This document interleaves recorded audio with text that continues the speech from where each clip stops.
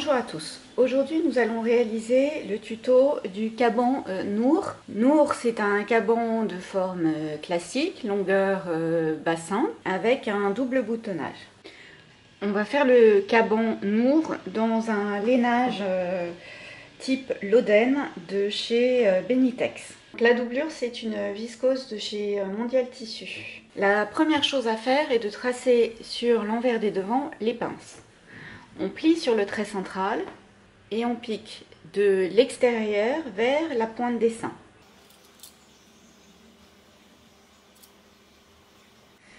Sur l'endroit des devants, on a marqué la poche. Et sur l'envers des devants, au niveau de l'ouverture de poche, on a posé une bande de thermocollant. On rabat envers contre envers le passepoil. On pique pour maintenir les deux épaisseurs du passepoil ensemble. Sur le haut de la poche, on assemble endroit contre endroit, le haut et le bas de la poche. On pique, on couche la valeur de couture vers le bas et on surpique à 2 mm. Maintenant, on va positionner endroit contre endroit la poche le long de l'ouverture de poche. Donc sur l'ouverture de poche, j'ai tracé le cadre de la poche et le centre. Donc je positionne ma poche, le haut de la poche, le long du centre de l'ouverture.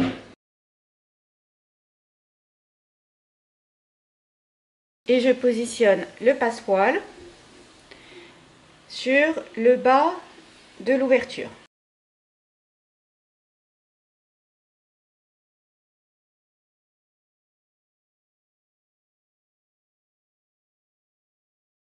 Et on va tracer nos valeurs de couture. Donc mon ouverture de poche est de 3 cm, donc ma valeur de couture est de 1,5.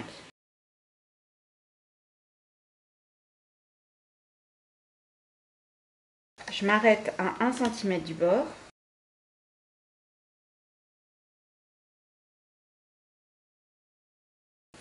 Et donc on va piquer le haut de la poche à 1,5 et le passepoil à 1,5.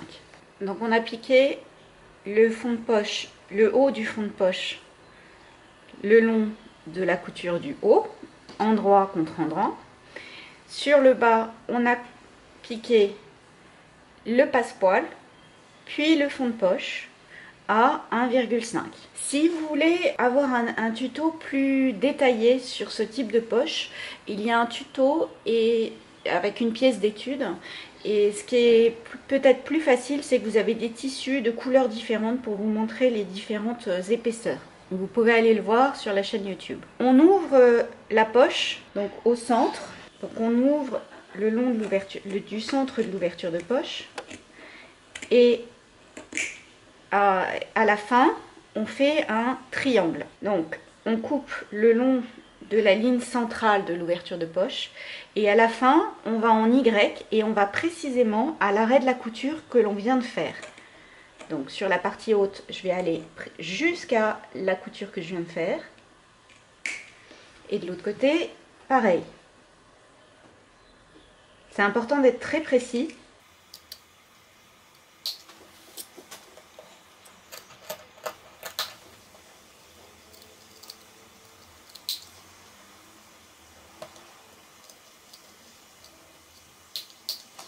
Et là, on bascule l'ensemble de la poche sur l'envers.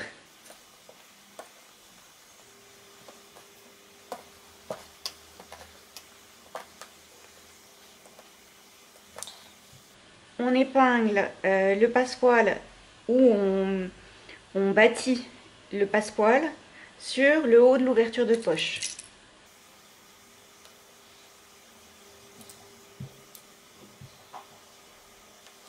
Et là, on va aller repasser pour bien mettre les valeurs de couture à plat. Donc du coup, ça va nous repasser le petit triangle de sortie de couture et positionner bien toutes les épaisseurs les unes sur les autres. C'est important d'épingler ici pour que l'ouverture de poche soit bien faite. Souvent, effectivement, dans le commerce, vos poches sont fermées avec un fil de bâti. Donc là, soit vous bâtissez, soit vous épinglez et ensuite vous allez repasser. On a épinglé le haut de l'ouverture de poche vraiment au ras de la couture. On a repassé et donc sur l'envers, on a la partie haute de la poche, le passepoil et le petit triangle. Et on va piquer vraiment précisément le long du pli du triangle. Et il faut vraiment s'arrêter aux arrêts de couture. Il faut être très précis. Donc on pique sur la partie haute de la poche et on fait pareil sur la partie basse. Donc on a le petit triangle et on pique le long du pli, le petit triangle. On peut également dans le même temps piquer le fond de poche. Donc on va piquer tout autour du fond de poche. On les a mis endroit contre endroit. Donc on peut piquer également tout le tour, ou sinon on le fait dans une deuxième étape. Et la poche est terminée. Donc on a piqué les petits triangles, vraiment précisément d'un bout à l'autre de l'ouverture, le tour du fond de poche, et de nouveau de l'autre côté, le petit triangle avec donc les épaisseurs de la partie haute de la poche, le passepoil et le petit triangle. Maintenant on va s'occuper des dos. Sur les dos, on a marqué les positions des martingales. On assemble endroit contre endroit les dos par la couture de milieu dos. On ouvre la couture au fer. On assemble endroit contre endroit les deux épaisseurs de martingale. On laisse une ouverture de quelques centimètres. On cranque les angles.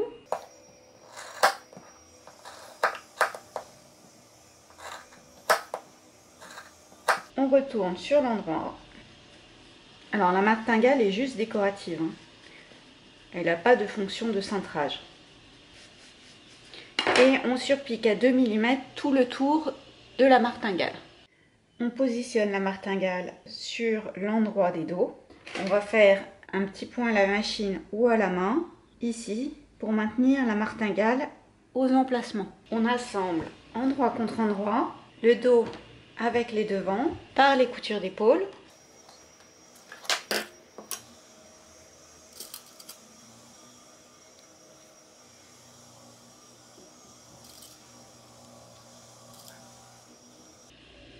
Et par les coutures de côté.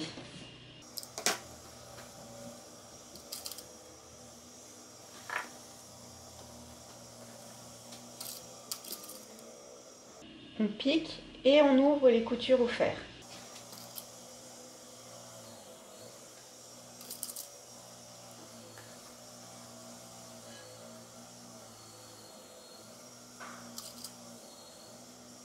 On assemble endroit contre endroit le dessous de manche avec le dessus de manche par la couture de saignée et la couture de coude. On ouvre les coutures au fer. Sur la tête de manche, on passe un double fil de fronce, c'est-à-dire qu'on allonge le point de sa machine au maximum et on pique deux parallèles à 0,5 et 0,8 du bord. On tire sur les fils pour former de légères fonces et ainsi former le rond de l'épaule. Donc là, on a une forme d'épaule qui s'est dessinée. On retourne la manche sur l'endroit et on va l'épingler endroit contre endroit avec le corps de la veste. On retourne la manche sur l'endroit et on l'insère endroit contre endroit dans la manche, dans le corps. On épingle tout autour de l'emmanchure. Donc le premier cran, c'est le cran de dessous de bras et le cran du sommet de l'épaule. Ensuite, on répartit les fronces régulièrement pour que les distances correspondent. Sur le devant, on a 2 crans. Sur le dos, on a 1 cran. Donc les crans correspondent aux intersections des coutures. Donc je me mets dans ma couture à 1 cm et je vais sur le cran.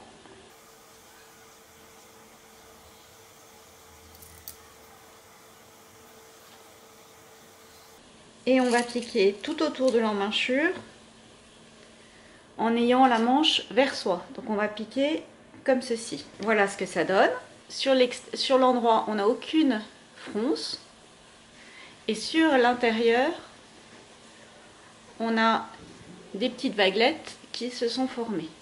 On assemble endroit contre endroit les deux épaisseurs de colle. Les colles ont été entoilées. Pour entoiler un morceau, on prend un rectangle de tissu dans lequel tient la pièce entoilée, on thermocolle le rectangle, puis on coupe le morceau. On crante les angles. On retourne sur l'endroit et on surpique tout le tour du col à 2 mm. On a surpiqué tout le bord du col à 2 mm. Maintenant, on va le mettre endroit contre endroit sur l'encolure de la veste. On fait correspondre les différents crans. Donc là, le milieu dos, les épaules. Alors, les crans indiquent les intersections des coutures. Donc, je me mets à 1 cm et je vais à 1 cm dans la couture d'épaule.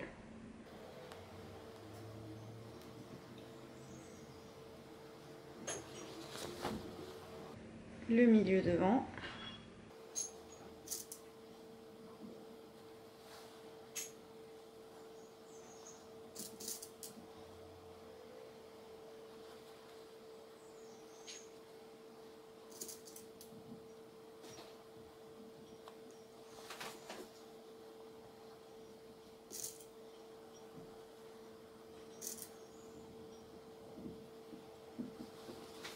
De nouveau le cran d'épaule.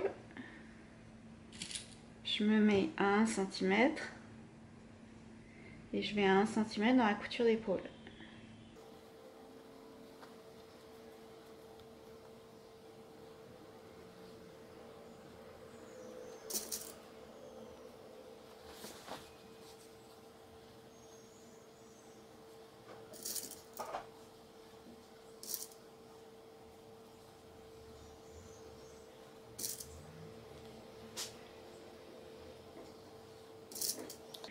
Et je vais piquer tout autour de l'encolure. On a fixé le col sur l'encolure. Maintenant le corps extérieur est terminé, on va s'occuper du corps intérieur. On assemble endroit contre endroit la parmenture dos aux parmentures devant par les coutures d'épaule. On ouvre les coutures au fer. Sur les milieux dos, au niveau du cran, on pique en vertical sur 2 cm. Sur le bas, on pique également à 1 cm et sur 2 cm. Ça permet de créer le pli des anses. Sur la doublure devant, on ne va pas piquer la pince, mais on va la former. Donc on épingle la pince en faisant correspondre l'écran. Et on assemble endroit contre endroit la doublure devant au dos. Donc on va piquer toute la couture de côté et on pique la couture d'épaule. Donc on a pris la valeur de la pince dans la couture, mais on n'a pas piqué la pince pour laisser plus de souplesse. Maintenant on va s'occuper des manches en doublure. Donc comme pour les manches en tissu, on assemble endroit contre endroit le dessous de manche avec le dessus de manche par la couture de saignée et la couture de coude. La seule différence, c'est que sur une des manches, on laisse une ouverture. Là, j'ai laissé une ouverture de 20 cm parce que mon tissu est très épais et il va falloir que je passe tout mon manteau par cette ouverture. Sur la tête de manche, on passe un fil de fronce.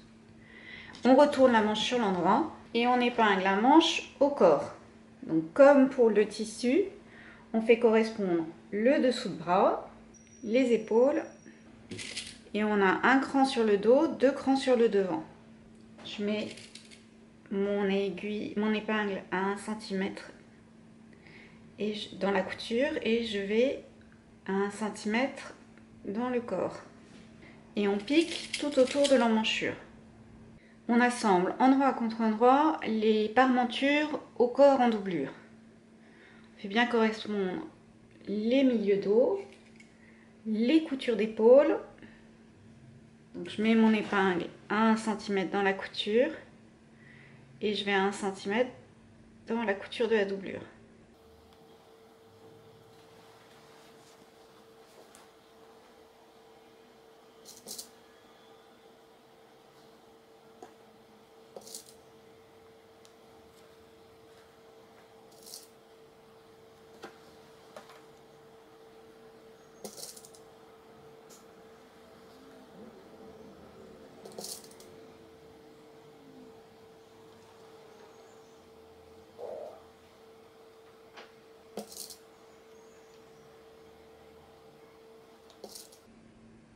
et on pique tout autour du bas jusqu'à l'autre bas. On a assemblé la doublure aux parmentures. Donc le corps intérieur est terminé. Maintenant on va assembler le corps intérieur avec le corps extérieur. Donc on les positionne endroit contre endroit et on épingle tout autour. Au niveau du col, le col est donc pris en sandwich entre les deux épaisseurs de corps.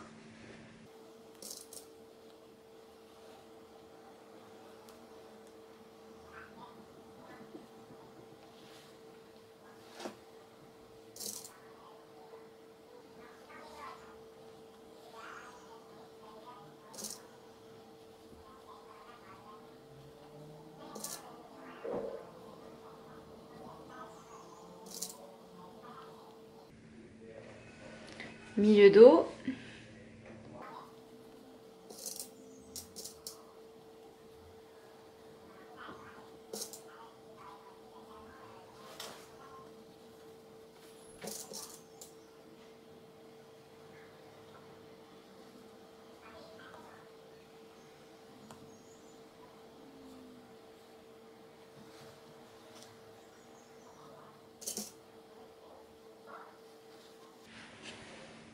On épingle sous le bord devant.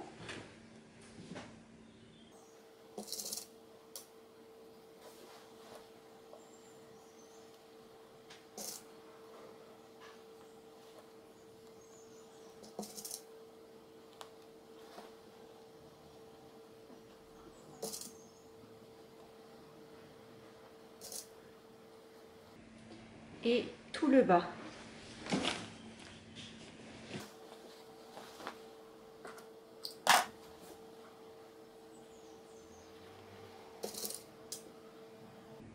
Fait correspondre les coutures. Donc pour cela, je me mets à 1 cm dans la couture et je vais à 1 cm dans la couture de la doublure. Le milieu dos.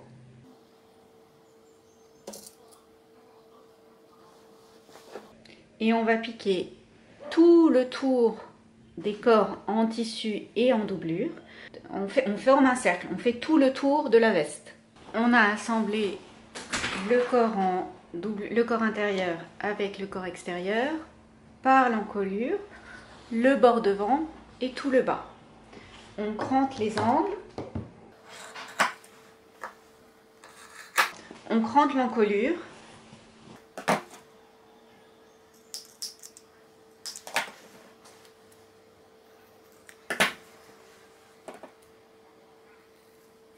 Et on va assembler le bas des manches.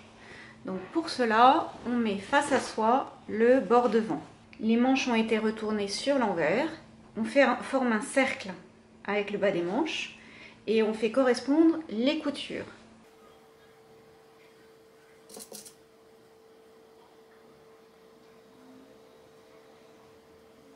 Et on épingle tout autour du bas des manches. Et on pique tout le tour de bas des manches. Voilà ce que ça donne. On a le bord devant face à soi. On forme un cercle avec les manches. On fait bien correspondre les coutures. Et on pique en cercle tout autour du bas des manches. Il nous reste à faire l'ourlet de bas de vêtement. Donc l'ourlet de bas de vêtement, il est de 4 cm. On va le commencer de la jonction entre la parmenture et la doublure. Cette partie-là, on ne s'en occupe pas. Elle va se positionner naturellement lorsque l'on va retourner le vêtement. Donc on rabat envers contre envers le tissu. Et on fait un ourlet de 4 cm. On peut faire un ourlet soit à la main à point invisible, soit, moi ce que je vais utiliser, c'est un thermocollant double face. Donc je le positionne sur le tissu, je l'applique au fer, puis j'enlève la partie papier, je rabats et je repasse. Donc l'ourlet, il faut le faire sur le bas du vêtement, donc de la parmenture à l'autre parmenture. et sur le bas des manches. Il nous reste à mettre les épaulettes sur la tête de manche. Les épaulettes, on les plie en deux. La partie épaisse et la partie dos, la partie la plus fine et la partie devant. On positionne le milieu de l'épaulette sur la couture d'épaule et soit à la machine, soit à la main, on pique l'épaulette sur la valeur de couture. Je vais le faire à la main parce que ma machine n'acceptera pas autant d'épaisseur. À point assez large, on positionne l'épaulette sur la valeur de couture. On fixe donc les épaulettes sur la valeur de couture. On peut également mettre un petit point à l'extrémité de l'épaulette sur la valeur de couture de l'épaule. Et maintenant, on va retourner sur l'endroit par le trou que l'on a laissé dans une des manches. On a retourné sur l'endroit. J'ai surpiqué le bord devant jusqu'au début du col à 2 mm. J'ai fermé l'ouverture dans la manche. Et là, je voulais vous montrer comment se passait l'ourlet. Donc, on a commencé notre ourlet de 4 cm ici. Et cette partie-là se positionne naturellement en repassant. Il nous reste à faire les boutonnières et coudre les boutons, mais je n'ai pas ce qu'il faut. Je vais mettre des boutons au niveau de la croisure sur les extérieurs, ici. Je vais faire des boutonnières sur le côté droit, au niveau du bord devant. Et je vais mettre un bouton de rappel et faire une boutonnière sur le côté gauche, ici. Et le cabanmour est terminé.